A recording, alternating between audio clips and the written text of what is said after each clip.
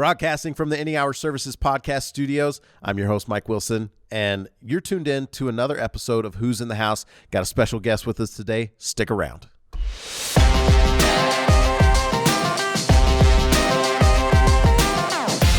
in the House? It's a series of our In the House podcast where we meet the men and women that keep your homes running, safe, comfortable, the people, the tradespeople that make our homes work, or actually, I guess, fix them when they stop working. I got Shawn Yarbrough joining me today. Thanks for coming in the studio. Thanks for having me. How you been? Good. Good? Yep. So let's start off. Just introduce yourself for those listening, however you want to introduce yourself. But include however you want to do it, as long as you do it the way I'm going to tell you. Say whatever you want about yourself, but also include what you do here at Any Hour Services. Okay. Well, I'm Shawn, and I do HVAC service. What does that entail? I fix furnaces and air conditioners. Fix furnaces and air conditioners. Yep. Okay. How long you been doing that?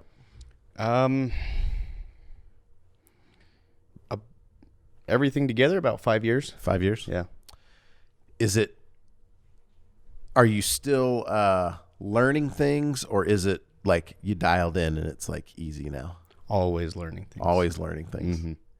What is it about the HVAC industry where you're learning things? Is it that the technology changes, that like new equipment comes out? What is there to learn? Well, yeah, things are always evolving. Always new technology, new ways of doing things. But you can go to 10,000 homes, and the 10,001st, the next one is going to be something different than you've seen in the past. Is a big part of the learning coming across old systems, like trying to figure out how they used to do things, or are the basics pretty much the same? The basics are pretty much the same. An old furnace is an old furnace, and a new furnace is a new furnace. There are some unique furnaces out there that if you've never seen one, then you have no idea what you're doing. What do you do in those situations? You call Dan. Dan's been on the show. He knows what's up. Well, let's go back. Are you from Utah originally? No. Where are you from? California. California. What part? Yes. All over. North or and is south, there yeah. a yes? I don't know California well enough to know if there's a yes California. Nope. I was born in Southern California. That's where my parents grew up. And then we moved up to Northern California. I was there till, 10 or so. And then we moved here to Utah. And then when I was 16, I moved back down to Southern California. Gotcha. Well, we're in Utah right now. So you were in Southern California at 16. When did you move back to Utah again? So that's kind of, I was there. Or did California have to extradite you to Utah? Right. No, I was there. I really don't like the winter. Okay. And so it would get cold. In Utah? Yes. It would get cold here, and I would just head south for the winter. Gotcha. So you travel back and forth. Now, something that I know about you that people might not know about you, but that you ride dirt bikes. Mm-hmm. Do you do any other kinds of extreme, is dirt bikes extreme sports? Maybe not to you, but for somebody that doesn't like ride motorcycles, that seems pretty extreme, going up off launches and things. Yeah. So I always get a lot of crap because I have too many hobbies. Dirt bikes is definitely the longest and my main hobby, but motorcycles in general, Harleys, anything that's fun, really. But are dirt bikes considered an extreme sport? Yeah, I think so. Do you do any other extreme sports? Like, are you in it for the adrenaline and you do any kind of, like, you do base jumping and I don't know, other extreme things? No, I actually went skydiving 3 times. Okay. First time was really awesome. Couldn't wait to do it again. Second time was a little nerve-wracking. The third time, I said, no way, I'm doing this again. It's supposed to get better, I thought. No. So tell me what happened. I just got nervous. The second time I was a little bit nervous because the time before one of our friends' chute almost didn't open. And one of the instructor was like, "Oh, I was really nervous up there that I had to cut the line and I was going to have to pull my second chute." And I was like, "Crap, that stuff actually happens." I thought they had fixed everything. That doesn't happen anymore, right? But no, it still happens. Wow. Yeah. So okay, so your first jump, your buddy next to you, like the chute didn't almost open. Yeah, I didn't know that till we got on the ground. Sure. And then the second time you were just thinking about like, oh crap, this could happen. Yep. And then the third time it's like, okay, well, the probability says eventually my chute's not going to open. I'm not taking this chance again. Right. Why did you even want to jump out of an airplane? Doesn't everybody? I don't think so. Once. I don't think so. I don't know. I've never, like, I put myself in the position, like, and actually thought about, like, I think I could bring myself to jump out of an airplane, but I've got zero desire to do it. Yeah. Like, I would never pay money to do it. If someone paid me, I mean, the sum would have to get up there. Like, it's not I'll give you $10 if you jump out of an airplane. Be like, yo, did you hear Shawn? Parachutes don't open sometimes. Yeah. So anyway, but okay, so what are your other hobbies besides motorcycles? Oh, man. Hunting, fishing, camping. Me and my dad have gotten into off-road trucks. Off-road trucks? Yep. What is that? So, like the Ford Raptor, we get a group of people together and, there'll be 20, 30 of us, and we'll just head out into the desert and see how fast we can go and try not to roll them. Have you rolled any? No. Some of our friends have, but we haven't. You got friends that don't have very good luck. Yeah. You got parachutes not opening, right. Trucks that are rolling. Like, man. All right, cool. So how did you get into like motorcycles and doing the dirt bikes and the jump? Do you do more races or stunts, like jumping and things like that? Racing is more what you do. That was my kind of my forte. Gotcha. How young did you start? Man, I think I started riding dirt bikes at 8. Really? Yeah, which is a fairly late start for most people in the racing community. Most people are starting at like 3 years old. Wow. So 3 or 4. But started when I was 8. Started racing probably when I was 10 or 11, and then just grew from there. So you were in California at that time, and then you end up in Utah. Is there as big a dirt bike racing scene in Utah as there is in California? No. Nope. California is the mecca of motocross. Oh, that's what it's called. Motocross. Yep, motocross. Yeah. Not motocross. Correct. Motocross. Motocross. Well, cool. When you were growing up, did you see yourself like becoming a technician, like a HVAC guy? No. What did you see yourself doing when you were growing up? Racing dirt bikes. Oh, for professional. Okay, that makes sense. Like, that was all I wanted to do. Yeah. Yeah. My grandpa didn't like that. So he always tried talking me into becoming a mechanic. Uh-huh. So I can still stay in the sport, but not have to, get hurt and, That's a good grandpa. Right. I didn't listen. We don't listen to good advice when we're young. Have you ever been injured? Yeah. Like what kind of injuries? Oh, man. I was pretty lucky. I actually get hurt usually worse off the dirt bike. Really? Yeah. I broke my back once, and I ended up getting a staph infection in it, and that was probably the worst thing. That one almost killed me. Holy cow. So how long ago was this? I was 16. Wow. So how did that happen? Like, interestingly enough, you're the second person on the show that's broken their back in their sport of choice. Yeah. Well, so the funny thing about backs is sometimes the pain won't, you won't notice it for a couple of weeks. And I think that's normal for some injuries. So it wasn't obviously anything really bad. Just broke a couple nodes. I actually slipped some discs. I broke my back. Wasn't super bad. No. just a little bit. It sounds a lot worse than it really is, but yeah, broken back sounds pretty bad. But the slip discs is what really screwed me up, and Really? they didn't slip like a normal disc would, where they slip out of the vertebrae. They actually slipped inside the vertebrae, so they couldn't find them. We had 4 different doctors tell me that it was this thing called Sherman's disease, which they were telling me I had to have these titanium rods in my spine, and I might not walk after a few years. And we decided that that wasn't the right answer, so we kept looking, and we finally had a doctor say, no, he's like, I've never seen this before, but this is what's happening. So there was no cure for it, and so I started getting back to my life, and I was mountain biking and doing other fun stuff.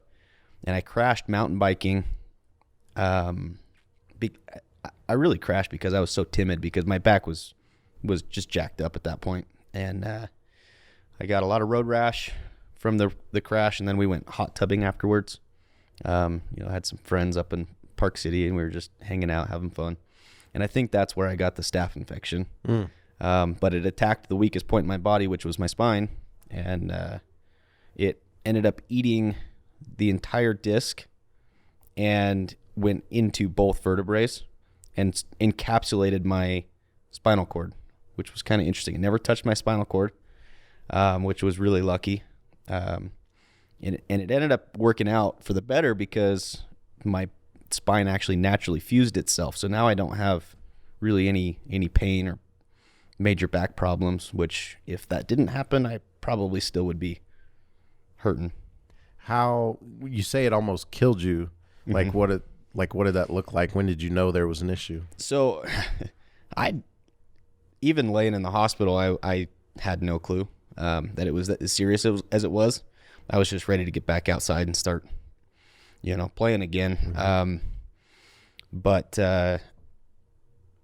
we had no idea what it was.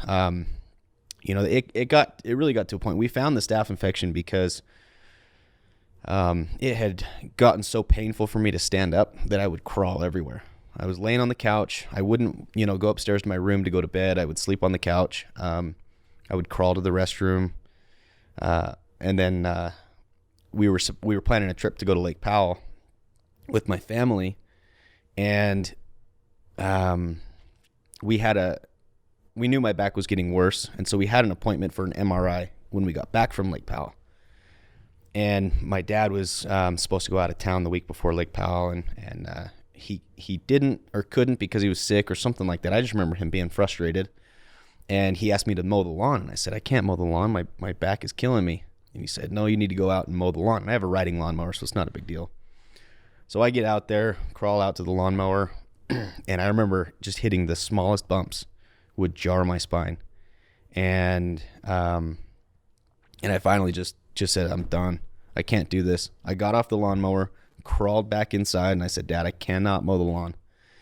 And so he called the hospital. He's already frustrated at this point. He's frustrated that I can't mow the lawn. Sure. He's trying to work from home, which wasn't really working out at that time. And so he called the hospital, and basically we forced our way in to get an MRI that day. Got the MRI, and we didn't even make it home by the time that the doctor called us and said, you need to turn around and get back to the hospital right now. There's something going on. And so we had no idea what was going on. We went to the hospital, just our local hospital in American Fork. And they basically said, there's nothing we can do to help you. You need to go up to Salt Lake, up to the primary children's. So we went up there, and they ran a whole bunch of tests, and they actually didn't figure out what it was for probably 3 or 4 days. They knew it was some sort of infection, but they didn't know what or why. And anyway, they ended up extracting everything in the hospital. But what they had said is it was so close to my spinal cord, which if that staph infection hits your spinal cord, that's spinal meningitis, or it turns into spinal meningitis, which, you're basically 24 hours and you're done. Wow. And they said that if we would have waited after Lake Powell for that MRI to find this problem, I probably wouldn't have come home from Lake Powell. So it was lucky. Wow. Thanks, Dad. Right. Actually, if Dad wouldn't have made you get out there and mow the lawn. That's right. So thanks, Dad. Right. Dads have a way of just, figuring things out. Man, that's crazy. So you don't have any side effects now, and you say that your spine essentially like fused itself together. Mm-hmm. So you don't have any pain right now. Is it something where do you have to like be careful with it, or? Yeah, I do. Anytime I go to a chiropractor, I've got to let them know. If I go to a new chiropractor, they want to do an X-ray to see what's going on exactly, and they got to kind of be a little timid around that area. Mm-hmm. Chiropractors, but for the most part, it's pretty good. I get back problems, but I think it's the same as anybody else at this point. Is it lower, mid, upper, lower back? Yep. So it's my L4 and L5. Yeah, I don't know what that is. Yeah. Does the L stand for lower? Lumbar. Oh, well, lumbar. I think. Okay. Yeah, I'm pretty sure. You're probably right. Yeah. I don't know why a medical doctor would be like, lower back. Yeah, they got to give it that something else. That is LB4, right? Lower back 4. That would make so much more sense. Okay, so you wanted to be a motocross athlete. That's right. Did the spinal injury like kind of kill those dreams, or at what point did you decide this isn't what I'm going to do? No, in a way, I think it kind of helped. Because I was off the bike for probably a year and a half, which just fueled the fire that much more. All I wanted to do was get back on my dirt bike. So when that was all said, all finished up, I actually, the reason I was going down to California was I was living with a trainer down there, and I was just training every day. For probably 6-7 years. So you did go into motocross, mm-hmm. and how long did you do that? Are you still doing it? Yeah, so I actually can't remember exactly what age I turned pro, but then I raced on the Supercross circuit, which is kind of like the NFL. Ooh. That sounds fancy. Yeah, so it was a lot of fun. We actually raced in baseball stadiums and football stadiums. Raced in the big Cowboy Stadium in Texas, and wow, Angels Stadium. They just bring in loads of dirt and create a track for you. Yep. Did you ever do one of those like metal cages where you're just going in a loop? No. Okay. So you did Supercross. Like, are you still doing it? Are you like, are you retired? Like, you seem too young to be able to say I'm retired. You'd be surprised, man. I'm almost 28, and that's an old age for a Supercross rider. Yeah. Wow. But no, I still do it. I do it a lot more for fun now. I've got to work. I wasn't obviously that good since I'm. Why is it obvious? You were in the NFL. No, I'm an HVAC tech now. So sure, but I mean, like there are there are retired NFL players that sell car insurance. I guess. Like I mean, that doesn't mean that like they. I didn't make a lot of money. Let's just say that. So fair enough. But you made it there. Yeah, I did, and I still do it. I do it a lot more for fun now. Like I said, I race a lot of local, kind of fun races. Mm-hmm. And then I the thing I've been doing the most recently, which is a lot of fun, is a lot of stunt double and stunt work. Really? So that's been kind of cool. It keeps me on my dirt bike, and it's easier on the body and everything like that. So being a stunt double is easier on the body. It is, yeah. I've seen those stunt doubles. Like, that doesn't look like it's easier on the body because they have them do the things that are the most dangerous.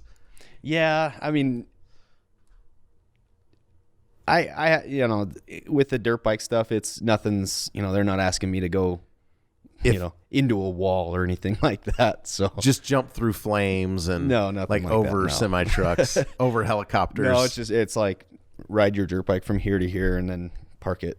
Really? So we do a little bit of stuff, some So maybe pop a wheelie or something like that. Do you have an agent No. that finds you films, or No, it's all been I've been pretty lucky. It's just people that I know that know somebody looking for a guy riding a dirt bike, and in the past I've done some photo shoots for some different companies for commercials and magazines and stuff like that, and so some of these friends knew that I had done some of that, and that's kind of how I got my foot in the door. And it's still growing. I hope it keeps growing a little bit to where I can do it a couple times a year. That's cool. A couple things. So talk to me about like when you knew you were not going to be able to like make motocross a career.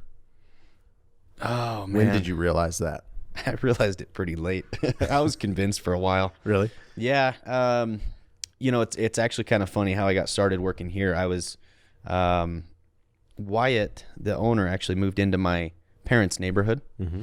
And, they were talking, and anyways, my parents called when I was down in California training and said, hey, this guy moved in and he was really interested in your story and everything that you're doing. He wants to talk to you. So my first thought was, man, sponsorship. How cool is that? There's a lot of guys in the industry that are sponsored by, plumbing and electrical and HVAC companies. I'm like, yes, I might get a sponsor. And I talked to him on the phone, and he says, yeah, I want to offer you a job when you come home. And I was like, oh, are you kidding me? Like, I don't need a job right now. This is my job, So, when I came home, I was working on a family farm and just kind of, helping out with little projects here and there, picking up everything I could. And I decided, you know what, I probably should get something a little bit more serious. And so I started working here in the summers, installing HVAC equipment. And then in the wintertime, it was a really cool situation. They let me basically leave all winter and go ride my dirt bike and, all over the place. So you would work summers here, and then winter was when you would, is that naturally motocross season? Like, is that usually when the most stuff is happening? Sort of. For Utah, it is. Obviously, in the summertime, you can ride your dirt bike out here. Still not as good as anything in California, but when it snows here, that's just where if you ride dirt bikes and you want to take it serious, you head south. You either go to Texas, Florida, California. California, like I said, it's kind of the mecca. And so, yeah, I would just go down there, and that's where the Supercross season is January through beginning of May. And so I would train November, December, and then race in January. And then after the last race, I would come home and work all summer and then go back. So when you were on the farm figuring I got to do something different, or how did you describe it? You need to do something a little more serious. Yeah. Were you thinking about other things, or was it like, oh, well, this guy's like offering me a job. Like, I got one there. I'll just go check it out. Yeah. I think that's kind of how it was. It was an opportunity, and I didn't realize how awesome this company was at the time. I just thought, maybe it's time. I think about being a plumber. I actually was interviewing to be a parts runner, so that I can work here at night. Any hour. Yes, yeah. So that I could work at night, and then during the day I can do my, the dirt bike thing. Mm-hmm. And I was sitting with Wyatt, and I said, actually, I've got a question. I've heard there's a shortage of plumbers. Like, what would it take to become a plumber? He's like, I'm glad you asked. And so we started talking about different avenues, and we decided, furnaces are a lot like dirt bikes. I know how to work on dirt bikes. And so HVAC was kind of the avenue that would work best for me. And that's where I started. That's awesome. You say it's about 5 years ago? Yeah. And had you done any kind of were you mechanically minded before that? Like, I'm assuming you worked on your dirt bikes and stuff. Yeah, I was. I knew how to spin a wrench and that kind of stuff, but furnaces and air conditioners, especially air conditioners, are a lot different. There's No, furnaces are a lot like dirt bikes. They're similar. Believe it or not, they're the similar. exhaust is really hot. Right. So, okay. So then you get started. What did that, because you're not in installs anymore, right? For those that don't know, at Any Hour Services, we have different departments within. So you've got HVAC installs, then you have the maintenance department, which is HVAC tune-ups. Then you have the service department, which is HVAC, well, service. And then from there, you can go on and be a supervisor and go and, size systems and offer options to people that way if they're looking for new equipment. So you're not in installs anymore, but talk to me about being in installs. You don't leave for the summers now or for the winters now, do you? No. Okay. So talk to me about at what point you went full time. Yeah. So I really liked installing. It's a lot of fun, a lot of hard work, a lot of long hours, which was kind of hard for me with having too many hobbies. It was hard to, do the things that I wanted to do in installs. And the install team I think was still in a learning phase, and so we were working a lot, and I wanted to move on. I wanted to work on fixing the equipment and everything like that. So the deal was, because I was leaving, it was hard for me to, or hard for Any Hour to, I guess, put me in a different position, in a leader role, right? Because I was leaving for 6 months at a time. Sure. So they said, if you want to stay here, whenever that is, they gave me the choice, then we can move you on to tune-ups was the next step. And I think that's probably, to answer your previous question, that's probably where I decided that motocross was not going to be my career anymore. And so I decided I was going to stay here for the winter, work, try and, I had some other goals that I wanted to achieve, and I wasn't doing that by racing dirt bikes at the time. And so it was time to get a real job. So yeah, I decided to stay here the winter. Was in tune-ups, did that for a couple of years. Decided that this was, at the time, it was not the right thing for me. I wanted to Tune-ups wasn't? Just HVAC. Just in general. HVAC, okay. Yep, I thought, you know what, I've got a lot of connections in the industry. I should go in the motocross industry. I should try and do something in the motocross industry. So I actually left Any Hour to kind of continue racing, stay in the industry. And I ended up doing a whole lot of different things. Did something happen negative? Like, did you have like a really bad day? And it's like, man, forget this. I ain't doing crawl spaces no more. Actually, yes and no. It wasn't here though. It was in the finals for Supercross. It was in Las Vegas. I didn't do very well, and one of my sponsors was there, and he said, "Dude, you've got to, like, if you want to make this work, you've got to make it work. You can't be, working during the week in Utah and still trying." Because at that time when I was working up here in tune-ups on the weekends, I would drive down to California to go and ride and try and train and continue to race while still working, and that did not work. It's one or the other. You've got to take it really serious. And so he said, you need a job in the industry if you are going to do anything. Somebody that's going to really let you, you can move to California full time, and somebody that's going to let you do that. And so I said, you know what? I think you're right. Let me try some different things. So I tried some different things, and none of it worked out. I hated it all. And I ended up missing Any Hour a lot. Had no idea what I was going to do. And I didn't know at the time that I had missed Any Hour as much as I did. But I was actually selling cars, and I had put in my 2 weeks selling cars because I was going to go into law enforcement.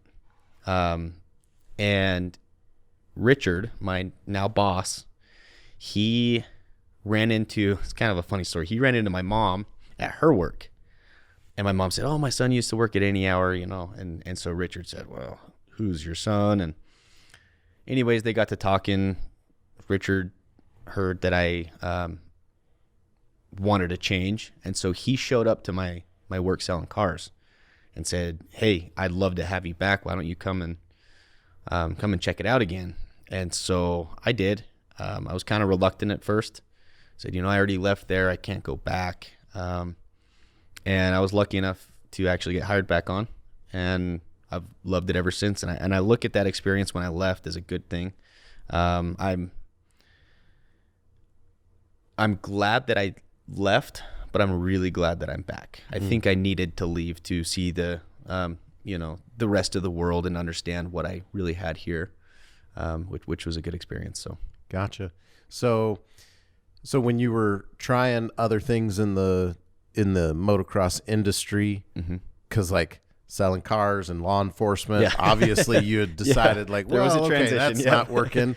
I guess in my head, I'm trying to figure out like why Any Hour didn't pop back up. Like, so like you say that like the sponsor kind of triggered that move, but like, were you finding dissatisfaction in the job? Was it like mundane? Like, what were you not liking?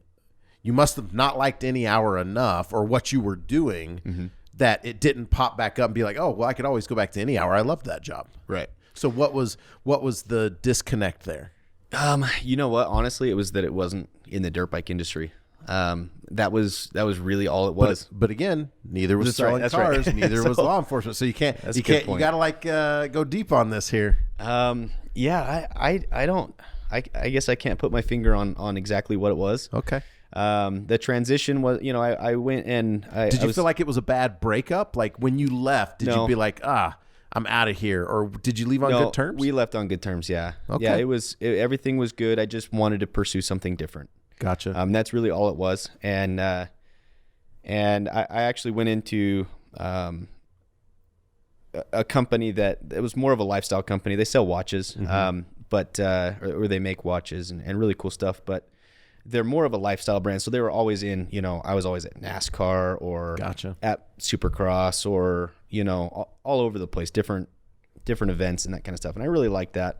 But it just, wasn't paying the bills. And so I had a friend in the car industry and he was doing really well. And I said, you know what? I think I really like cars. I like cool cars. Turns out you don't sell very many cool cars when you're selling cars. It's the Hyundais that really move. Right. That's right. So I went and sold cars for a little bit and I had a couple of dealerships and honestly, I hated it. It was not for me, but I'm glad I got that experience out of the way. And now it's kind of like, those days that you're in the nasty crawl space, dealing with the nasty furnace and, there's 4 dead cats under there and you think, man, I should be doing something else. I think I tried something else and it didn't work out and I didn't like it. This is way better than anything else. So Richard comes, finds you, you come back a second time. So when you left the first time, had you made the transition to tune-ups at that point? Okay. So you had gone from installs to doing maintenance. That's right. Then you leave. Richard goes and finds you, and then you come back to check it out. I'm assuming the come and check it out part means that like it wasn't an automatic like, oh yeah, sure, I'll come back. So like what was it that was like, okay, yeah, I do remember, okay, this is where I want to go. Yeah. I think a lot of it was a huge part was the structure. You lose a lot of structure when you're in sales. Sure. The structure was really nice. Hey, you just showing up, you get paid, which is kind of cool. That sounded nice at the time. And it was also really cool to see that, I've been in, I've worked a bunch of different jobs and there's a lot of companies that say, hey, we're going to do this, we're going to do that, 5 years down the road. And it never happens. And it was cool to see where I had that break it was only about a year and I came back, and did the tour around here and saw that they did everything that they talked about doing. And it was really cool to see that and seeing how people have actually progressed it's not just this pipe dream that, one day you're going to make it into a supervisor role. I actually saw guys that I was working alongside with in those supervisor roles when I came back, which was really cool. Just to know that it is possible to move up here, and they do hire within, everything, like I said, that they say that they do here, they actually do, which is really cool. That is cool. So you came back, you said something earlier where you said, I missed any hour, but I didn't realize that I missed it. So like at what point coming back did you make that connection? I think it was after that first walkthrough. I was reluctant to do the walkthrough because I know what that means. It's an interview. And I was like, I don't want to come to the meeting. I don't want to see anybody. I just want to just come and talk, talk some numbers, that kind of stuff. And so, anyways, I came back, sat in the meeting, did the tour and Gotcha. saw everybody that I, all the friends that I had from before. And I used to come back and say hi to people when I had left, like I said, I left on good terms. And so it was fun to see that and talk to people. And, I guess I thought, going back to why any hour was not in the thought process of switching industries, was probably because I was worried about what everybody was going to think. I had heard of people that have left to go and follow this dream and it never works out and they try and come back. Gotcha. And I decided that I wasn't going to be that guy. I was going to make it work or find something else. And so I was worried that everybody was going to judge me when I came back. Like, hey, it didn't work out for you, did it? You came back. And it's rare that they actually let people come back, which is another big thing and why I feel really lucky to be back. But when I came back, everybody was so cool, and it was just like I had never left. Wow, that's interesting. That pride, that judgment of like I don't want to be judged. Right. That's very interesting. It's cool that you're self-aware enough to like recognize that played into it. I think a lot of us that keeps us from doing a whole lot of things. Yeah, absolutely. So you talk about the HVAC industry. You didn't see yourself doing it when you were younger. How do you feel about it now? It's great. I love doing it. I don't know how long I want to be crawling around in crawl spaces. Sure. But I love fixing things. It's fun getting the challenge and diagnosing is probably everybody's favorite, but it's a lot of fun to find something that's not working and figure out why it's not working. And then, helping the customers, get it back working again and everything like that. So what's your favorite part of what you do? You know what? I think, I don't know. There's so many cool parts about it. I really like meeting a lot of different people, really like seeing, different ways of doing things, different kinds of systems, different installations, and everything. I don't know. You mentioned 4 dead cats in a crawl space. Have you come across dead cats in a crawl space? I have. Yeah. The worst, I was in a crawl space up in Midway under a cabin, and it was a nasty cabin. The insulation was falling down, so you were swimming through it. It was really gross. And that one, there was a lot of dead animals down there. I'm pretty sure there was a couple of cats, but the worst was right next to the furnace was a dead skunk. Really? Yeah, and it wasn't very old. Oh, it was fairly fresh. It was really gross. In the wintertime here. Were the customers like smelling that in the house? No, Really? They had no idea. Wow. They had no idea. Pretty gross. What were you out there to do? Like the furnace wasn't working? Yep. Be like, oh, it's clogged up with grossness. Right. Yeah. It was a nice place too. It was a really nice cabin. It's just underneath in the wintertime, these critters crawl under there because it's warm. Right. And out of the elements. And then they get stuck down there. They just forget to crawl out. Yeah. That's right. That's interesting. It's funny that you mentioned skunk because smells are so interesting to me, and the emotion and nostalgia that we like connect. Like, have you ever smelt something and it's like familiar for some reason, and you're like, and it's a positive thing, but you can't you don't know exactly like where that's coming from or where you smelt it or whatever. Well, I grew up in Louisiana and Georgia. And when I was in Georgia, like during my high school years, I had a friend that he lived next to some chicken houses. And if you've never smelt chicken houses in the summer, it's gross. In the South where it's humid and like just disgusting. Like it's one of the grossest smells ever. But anytime we would be driving down that road, he would roll the window down and take a big like sniff and be like, I love that smell. Shout out to Ryan Church if you're listening. I never got it, but I have an equally weird, I don't know where the association is coming from, but roadkill skunk.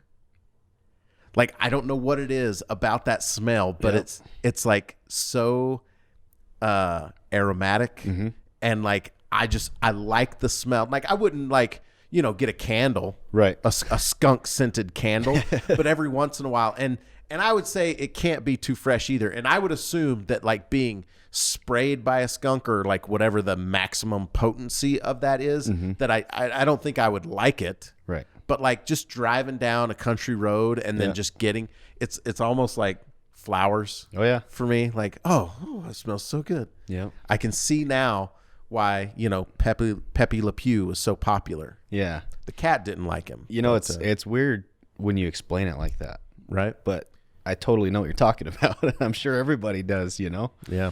But anyway, so for those of you who hate the skunk smell, I get it. I don't understand why I have that positive association because now my kids are like me. When I was riding with my friend, be like, chicken houses, oh, this is so gross. And my kids are like, oh, Dad, because I'll roll the windows down and I'll be like, somebody's hit a skunk. Yeah. Anyway, well, that's really cool. I like how, you talk about the, when you came back, you saw your friends that you were working alongside of who had progressed in the company and that there is a path for growth here. That if you don't want to necessarily be in crawl spaces your entire life, that like there are other things in the HVAC industry where you're still able to help customers take all of your knowledge that you've learned and, still be able to help people with that, but not necessarily have to do as physical a work as you used to. So, what would you say to people that are like maybe thinking about getting into the trades? Like, do you think this is a good path for young people that are like wondering what to do that might not know, like, oh, I'm going to be a lawyer and do this, or if they don't know what they're going to do you think it's worth getting into? Totally. Yeah. Why? So many reasons. You don't have to name them all. You can start at the bottom. You can be in installs, and if you like installs, you can stay there. You can do really well in installs. If you want to move on to, just maintaining the systems, you can do that. If you want to actually, do a little bit more service work, you can do that. There's so many different avenues. Even in plumbing and electrical, same thing. You can be an installation guy, or you can be a service guy, or you can be a supervisor. Just try it. If you're somewhat mechanically inclined, it's, in my opinion, that's the way to go. I'm trying to convince my kids that like, I don't actually care what you want to do when you grow up, like do whatever, but I want you to like go and work at any hour, like pick a trade and like learn it and like, work your way through school, like do something so that you have that, because I think that a lot of people don't realize how good of a career the trades can be. And so even if you can just like get their foot in the door, even if they step away like you did and they realize like, oh, I actually, I did enjoy that. I did miss it. Actually, tell me this. How much of it do you think was you missed working on furnaces versus you missed working at any hour? Well, when I left, there were still a lot of people, family members, close friends that would call me when their furnace would break down. Okay. And I would go and look at it. And a lot of times especially when I would fix it, and I haven't even looked at a furnace for 6 months to a year, and I was able to figure it out. I was like, man, that's kind of fun doing that. I miss actually fixing this equipment all the time. And, so there was a big part there, but I still got a little bit of that fixed by, helping some friends and family with really minor things. But I think a huge part was the culture here that I missed. Mm-hmm. We haven't done a lot of it in the last year, but the parties and getting to know the other people, there's no other company that I've been to, at least, that's like that. Yeah. Where there actually is a culture. Like, I actually hang out with a lot of these guys that I've met here outside of work, which is, I can't say for a lot of the other industries. Gotcha. Now, before the show started, you mentioned that, that there wasn't going to be discovery of, more Dungeons and Dragons people, but like, is there an underground motocross club? No. It's not as. No. So Dungeons and Dragons is more popular. Yeah, probably. That's cool. Well, I know that, like we discovered, you are worried a little bit of people's judgment, but I don't know if you realize this, but there is a section of the show that we call Don't Judge Me. Yep. It's a segment. So, as we're wrapping up here, it's what I like to go through and do. Now, it's not as extreme as like, maybe what you're thinking, but I'm just going to give you a bunch of either or options. Don't overthink them. Just spit out whatever comes to your head. You up for the challenge, or should we skip this? Let's do it. Let's do it. Okay. Yeah. Here we go. Spicy or mild? Spicy. Water or soda? Water. Country or pop? Country. Cats, dogs, or skunks? Dogs. I added that skunk part because I'm witty like that. Mm-hmm. Not really. Okay. Summer or winter? Summer. Sweet or salty? Ooh, depends on the day. Today. Salty. Salty. Okay. Football or basketball? Neither. Motocross? Dirt bikes. Okay. Indoor or outdoor? Outdoor. TV or movies? Ooh. Probably TV. Really? Yeah. Jim and Pam or Dwight and Angela? Ryan and Kelly. Ryan and Kelly. Austin's filling you. Okay. What? Tell me what that reference is. Office. Hang on. Oh, all right. Ryan and Kelly. That is. We should add that in. That's a bad couple, actually. Well, yeah, but I mean, I get you. All right. Let's see. The Bachelor or The Bachelorette? Oh, neither. Please don't make me watch it. Well, I don't seek it out, but sometimes at night when my wife is just like, consuming it, it's like, well, I'm not going to leave. It's my bedroom too. And then all of a sudden you're just kind of like sucked in, and it's like, oh, what happens next? It's not allowed in my bedroom. Not allowed in the bedroom. Nope. All right. Well, there you go. Flowers or chocolate? Oh, chocolate. Pizza or burgers? Burgers. Does pineapple have any business being on pizza? Yes. All right, my man. Well, thanks for being here. Thanks for going through. Any final words? Any shout outs you want to give to people? No. All right. Well, thanks. Thank you. How was it? Good. Did you settle into a rhythm? Yeah. Yeah. Wasn't too bad, huh? No. I didn't think so. I thought it was. I didn't think it was bad either. Is what I was saying. Yeah. It was a good show. Cool. Yeah. No, it was fun. Cool. Well, that's the show. We'll be back next Tuesday with another episode of In the House. If you'd like to know more about Any Hour Services, visit anyhourservices.com. I've been your host, Mike Wilson. This has been Shawn Yarbrough. You've been listening to In the House. See ya.